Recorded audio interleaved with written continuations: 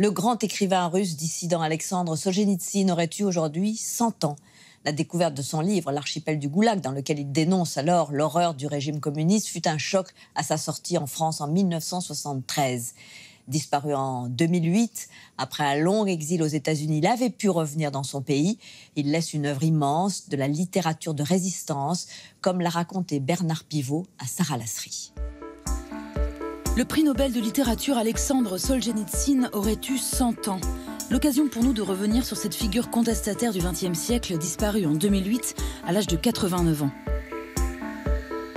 C'est avec Georges Niva, son traducteur et spécialiste de littérature slave, et Bernard Pivot, qui lui a consacré 4 émissions télé, qu'on revient sur ce grand écrivain russe. On voit bien que vous êtes un passionné de vocabulaire. Слова – это постоянное дыхание писателя. Solzhenitsyn naît en 1918. Après de brillantes études, le jeune marxiste est engagé comme soldat dans l'armée rouge en 1941. Il devient capitaine avant d'être arrêté en 1945 pour ses critiques de Staline dans des courriers privés. Solzhenitsyn est condamné à 8 ans de détention dans des camps de travail pénitentiaires de l'Union soviétique. C'est après son retour qu'il publie en 1962 Une journée d'Ivan Denisovitch, où il décrit les conditions de vie au Goulag. Son livre a l'effet d'une bombe en URSS. Ça a eu un retentissement à l'intérieur de l'URSS inouï. C'était comme une traînée de poudre. Quelque part, on dit la vérité. Ce n'était pas le premier témoignage, mais ce qu'il y avait d'impressionnant chez lui, c'était la qualité littéraire. C'était le côté à la fois romanesque et témoignage. Tout ça est mélangé dans l'œuvre de Solzhenitsyn. Donc il y avait une voix différente, une voix nouvelle, une voix d'une force assez exceptionnelle qui surgissait à l'intérieur de l'Empire soviétique et qui était accablante, bien entendu. Ce cri lancé par Solzhenitsyn et qui est parvenu à tout le monde a joué un rôle. C'est-à-dire, nous voulions une société idéale et nous avons eu une société esclavagiste. Tout Solzhenitsyn essaye d'expliquer ça. Comment on a pu se retourner et fabriquer un mal extrême avec ce qu'on imaginait être un bien extrême. Suivront Le pavillon des cancéreux, Le premier cercle et L'archipel du Goulag, écrit dans la clandestinité, qui retrace toute l'histoire des camps de travail à travers des témoignages. Il reçoit le prix Nobel de littérature en 1970 et sera expulsé de l'URSS en 1974. Sa voix est devenue trop dangereuse. Solzhenitsyn a survécu aux 3 grands fléaux du XXe siècle. Il a survécu à la guerre, il a survécu au goulag, il a survécu au cancer. Donc il avait en lui une foi très ardente pour Dieu. C'est la relation entre le combat et la littérature, parce qu'il est véritablement un combattant. Il ne se laisse pas imposer des vérités dictées, même s'il est marxiste romantique.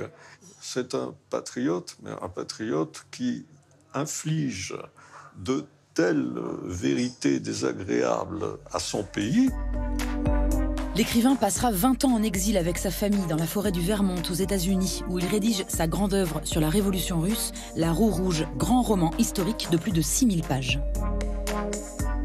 La chose extraordinaire aux États-Unis, c'est qu'il avait fait en face de la maison où il vivait avec sa femme, ses 3 fils et sa belle-mère, il avait fait construire une maison rien que pour écrire. Я, находясь в заключении, начал писать, вот даже белой бумаги не было, вот я писал на такой бумаге, на зеленой.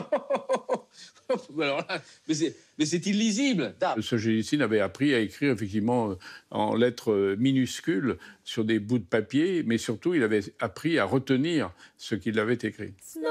Chrétien orthodoxe, Solzhenitsyn était croyant, sa littérature profondément spirituelle. Il avait une sorte de stature de prophète. Beaucoup de gens le voyaient au fond comme un grand barbu pétri de religion. Et puis le côté dénonciateur de la double société. Dénonciateur évidemment de la société communiste, mais dénonciateur aussi de la société capitaliste. Donc il se faisait beaucoup d'ennemis, mais il s'en fichait.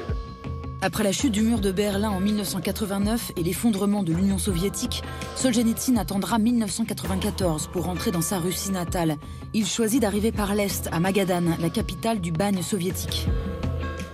À chaque endroit, un peu comme le pape, il baisait le sol, il était entouré par les anciens bagnards.